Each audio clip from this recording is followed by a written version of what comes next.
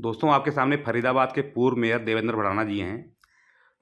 भड़ाना साहब, अरावली पे क्या हो रहा है जरा बताएंगे। इस समय जो है ताज़ा हालचाल क्या है अरावली के जो है? देखिए, मैंने आपके चैनल के माध्यम से पहले भी ये बात कही थी कि सुप्रीम कोर्ट के जो आदेश हुए हैं हम्म, वो ऐसा लगता है कि जैसे गरीबों के लिए अच्छा। आदेश हुए। हम्म। जब सुप्रीम कोर्ट के आदेश हुए तो उसके बाद में हम्म। प्रशासन ने हम्म। झुग्गी झोपड़ियां तोड़ी, हम्म। जिन्होंने अपनी जमीन के अंदर मकान बनाए हुए थे वो तोड़े। हम्म। जो झुग्गी झोपड़ी बनी हुई थी सरकारी जमीन में, चलो मैं ये मान लेता हूँ कि भाई सरकारी जमीन खाली करानी थी, हम्म। लेकिन जिन्होंने अपने जमीन के अंदर मकान बनाए हुए थे हम्म। वो भी तोड़े। जैसे कि नहर पार कई हाँ, सेक्टरों हाँ। में तोड़े हैं। हम्म। बड़कल में इन्होंने झुग्गी झोपड़ियां तोड़ी, हम्म। ये बता करके कि सुप्रीम कोर्ट के आदेश से सरकारी जमीन खाली करनी है। हम्म। लेकिन आज तक हम्म। प्रशासन कभी सूरजकुंड रोड पे नहीं गया है तोड़फोड़ करने के लिए, जो कि स्पेशल ऑर्डर सुप्रीम कोर्ट के वहीं के थे, हम्म। इधर उधर के नहीं मेरा थे। साहब, हाल में बल्लभगढ़ की राजीव कॉलोनी में एक तेंदुआ घुस आया था। हाँ जी। उस समय अरावली के आसपास रहने वाले लोगों ने ये कहा था कि भाई अरावली पे ये फार्म हाउस बने हैं, रात भर इसमें पार्टियां होती हैं, पटाखे बजते हैं। इस कारण जंगली जानवर जो है अब शहरों में भाग रहे हैं जो है। देखिए, मैं आपको एक बात बताऊं कि जितने भी फार्म हाउसेस बने हुए हैं हम्म। सूरजकुंड रोड पर हम्म। या अरावली में, हम्म। होता क्या है कि इनके अंदर बहुत ही पॉल्यूशन होता हम्म। है। हम्म। चाहे वो साउंड पॉल्यूशन हो हम्म। या वो किसी भी तरह का पॉल्यूशन हो, हम्म। वो होता है पहाड़ों में। हम्म। और जब ये साउंड पॉल्यूशन होता है तो इसकी वजह से ना तो बच्चे अपनी पढ़ाई कर पाते हम्म। हैं, क्योंकि ये सारे गांवों के नज़दीक बने हुए हम्म। हैं। और उस वजह से ये जानवर भी पक्षी भी हम्म। सब बहुत डिस्टर्ब होते हैं। ये हम्म। वहां से दूर भागते हैं, और हम्म। दूर कहाँ भागेंगे, हम्म। जंगल में आप उनको रहने नहीं दे रहे, हम्म। तो ये सेक्टरों में जाएंगे, आबादी के हाँ, मेरे अंदर पास जाएंगे। गांव के लोगों का फोन रात में कभी 3 बजे 4 बजे आता है हाँ जी, कि हाँ यहाँ जी। पटाखे लग रहे हैं भाई साहब, नींद नहीं आ वो रही है, सो ऐसा नहीं है। पाते और ऊपर आसपास से के अभी आदमी। हाल में मैं पाली गाँव गया था, तो पाली के युवाओं ने बताया कि भाई साहब 1-2 मौतें रोज हो रही हैं और कैंसर से हो रही हैं जो है देखिए, गाँव में जो है। मैंने कई बार इस चीज़ की कंप्लेंट दी है हाँ। प्रशासन को कि ये जितने भी फार्म हाउसेस बने हुए हैं जिनमें हम्म। शादी ब्याह होते हैं, बैंकेट लॉन बने हुए हैं, हम्म। यहाँ के आसपास के आदमी चाहे वो बुजुर्ग हो, हम्म। बीमार हो, हम्म। कोई भी हो, ये सो नहीं पाते। हम्म। लेकिन प्रशासन को इनकी कोई सुध लेने वाला कोई भी नहीं हम्म। है। हम्म। ये यहाँ कोई कार्रवाई नहीं कर रहे हैं। क्योंकि कहा जाता है गांव के लोग थोड़ा जल्दी सो जाते हैं, किसान टाइप के होते हैं, जल्दी सो जाते हैं। देखिए, लेकिन गांव, गांव के लोगों का कहना है कि भाई साहब जब 2 बजे तक रात तक पटाखे दगेते रहेंगे तो हम कैसे सो जाएंगे जो है, मैं भी नींद कैसे गांव का आएगी। ही रहने वाला हूँ, हम्म। लेकिन गांव से मेरी पैदाइश है, हम्म। लेकिन मैं रहता सेक्टर में हम्म। हूँ। जब हम गांव में रहते थे, मेरे को खूब अच्छी तरह बचपन का हम्म। मेरे याद है हम्म। कि शाम को 5-6 बजे हम्म। गांव के लोग बाग खाना खा हाँ, लिया खाना खा करते थे, लेते हैं, सही टाइम पे सो हो जाया जाते हैं। करते थे। हम्म। लेकिन आज माहौल बिल्कुल बदल गया है। हम्म। आज माहौल इतना खराब हो चुका है कि हम ना तो सो पाते हैं, हम्म। ना हम सही टाइम पे खा पाते हैं। हम्म। किस वजह से? हम्म। ये जितने भी बैंकेट हॉल बने हुए हैं हम्म। सूरजकुंड रोड पे, मैं हम्म। खास तौर पे सूरजकुंड रोड की बात करूंगा, अच्छा। ये जितने भी बैंकेट लॉन बने हुए हैं, हम्म। ये सारे गांव के नजदीक हैं। हाँ। कुछ लगड़पुर गांव के नजदीक है, कुछ हम्म। अनंगपुर गांव के नजदीक है, कुछ अणखीर गांव के नजदीक। हम्म। तो वहां के लोग बाग बहुत परेशान हैं। मैंने इसकी शिकायत पहले, बहुत पहले, आज से कम 15 साल पहले दी मेरा थी। साहब, खोरी तोड़ दी गई, कई हजार घर तोड़ दिए गए, जमाई कॉलोनी तोड़ दी गई, तो क्यों नहीं तोड़े जा रहे हैं? क्या कारण है? देखिए, मैं बताऊं आपको, मुझे अपने सूत्रों से पता लगा है हम्म। कि इन सारे फार्म हाउस वालों ने हम्म। 100 करोड़ इकट्ठा करके हम्म। एक केंद्रीय मंत्री के थ्रू हम्म। मुख्यमंत्री को दिए हैं। ये तो बड़ा आरोप लगा रहे हैं आप, बहुत बड़ी बात नहीं, कर रहे हैं। मैं खुद आरोप नहीं लगा रहा हूं, हाँ। मैं अपनी तरफ से आरोप नहीं लगा रहा हम्म। हूं। मुझे जो अपने सूत्रों से पता चला है, अच्छा। और उनमें खास तौर पे 2-3 फार्म हाउसेज वाले वो हैं हम्म। जिन्होंने खुद ने पैसे दिए हैं, वो देना नहीं चाहते थे, अच्छा, लेकिन जबरदस्ती उनसे लिए गए। मतलब 100 करोड़ रुपया दिए गए 100 हैं। करोड़ रुपए एक केंद्रीय मंत्री के थ्रू हाँ। मुख्यमंत्री तक गए हैं, ये मेरी नॉलेज में है। अच्छा, मैं ये अपनी तरफ से तो आरोप नहीं इसलिए लगा रहा। सुप्रीम कोर्ट के आदेश नहीं माने गए, इसलिए फार्म नहीं, हाउस। वो नहीं लगाए वो। आज मैं आपको बताऊं हाँ, कि सुप्रीम कोर्ट के आदेश के लिए वो किंतु परंतु ये वो लगा रहे हैं। अच्छा, आपने देखा होगा, बड़कल में जमाई कॉलोनी तोड़ दी, नहर पार पता नहीं कितनी कॉलोनी हाँ, तोड़ कल दी, परसों भी एक नंबर में दुनिया भर में तोड़ धर्मशाला फोड़ तोड़ी गई थी, कर। विजय रामलाल अभी कमेटी की मैंने तरफ से। फेसबुक पे देखा है कि एनआईटी के अंदर भी एक रामलीला कमेटी का वो हाँ, शायद हाई कोर्ट का ऑर्डर था कोई जो। वो हाँ। 60-65 साल पुरानी बिल्डिंग थी हम्म, जो तोड़ दी। हम्म, इस चीज के लिए इनके पास वक्त है, हम्म, उसके लिए इनके पास फोर्स है, हम्म, वो कानून के दायरे में आती है। हम्म, लेकिन सूरजकुंड रोड नहीं आता। हम्म, क्यों नहीं आता? हम्म, जो ये आरोप लगा रहे हैं हम्म, कि 100 करोड़ रुपए हमसे उगाया गया है हम्म। केंद्रीय मंत्री के थ्रू।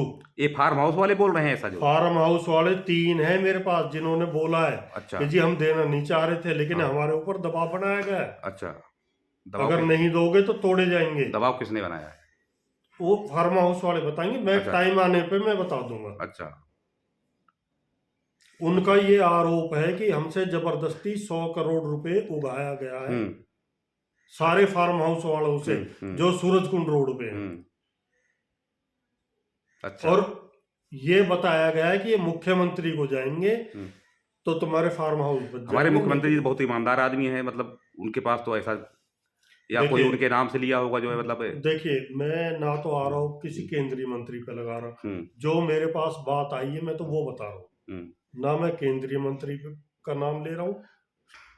नाम तो उन्होंने लिया है जिन्होंने पैसे दिए हैं, और ना मैं मुख्यमंत्री पे आरोप लगा रहा हूँ। लेकिन ये कह करके उगाही तो हुई है ना। अच्छा, अच्छा, उगाही हाँ, हुई कई है लोग तो ऐसे पकड़े भी गए हैं जो गृह मंत्री अमित शाह के नाम से कहीं उगाही कर रहे थे, कहीं कहने सीएम के को नाम तो से उगाही नरेंद्र कर रहे मोदी के थे, नाम कहीं से अनिल तो- विज के नाम से उगाही कर रहे थे। तो- ऐसे कई लोग तो पकड़े गए हैं हाल में उगाही जो। तो हुई है। अच्छा, उगाही हुई है। अब वो केंद्रीय मंत्री ने करी है या मुख्यमंत्री ने करी है, या केंद्रीय मंत्री ने नहीं लिए या मुख्यमंत्री ने नहीं लिए, वहां तक पैसे पहुंचे या नहीं पहुंचे, ये जांच का विषय है, ये इंक्वायरी का विषय है। लेकिन ये बात जरूरी है कि इस पे गौर किया जाए। अच्छा, कि ये जो 100 करोड़ रुपए थोड़ी रकम नहीं होती। हाँ, हाँ, बहुत रकम होती है। और सिर्फ फार्म हाउस वालों ने, अब ये बेचारे झुग्गी झोपड़ी वाले, कॉलोनी वाले जो अपना मकान बना करके अपनी जमीन में रह रहे, उनके तो तोड़े जा रहे। एक बात मैं और बताऊं आपको, ये बात सही साबित क्यों होती है कि फार्म हाउसेज वालों ने 100 करोड़ रुपए इकट्ठे करके दिए। ये गरीब आदमी है जो अपनी जमीन में मकान बना के रह रहे हैं, उनके मकान तोड़ दिए गए। कुछ अफसर ये चाहते हैं कि, या इंटेंशनली आप यूं सोच लें कि ऐसा हो क्यों रहा है। अच्छा, झुग्गी झोपड़ी या कॉलोनी वाले उनके मकान तोड़े जा रहे हैं, वो इसलिए कि ये लोग सड़कों पे आए। फार्म हाउसेज वाले सड़कों पे नहीं आएंगे,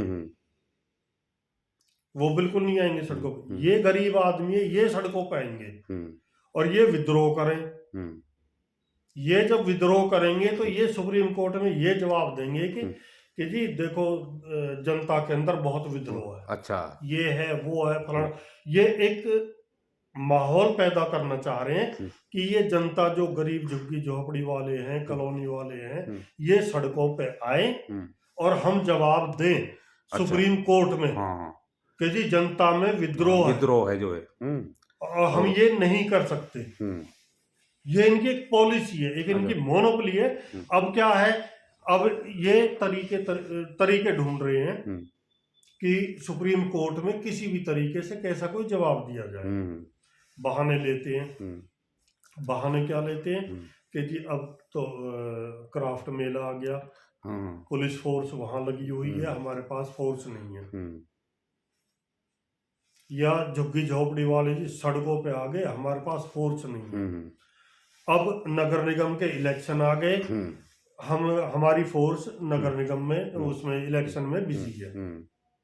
मतलब ये हर कारण से, हर तरीके से फार्म हाउसेस वालों को एक फायदा पहुंचाने वाली बात है।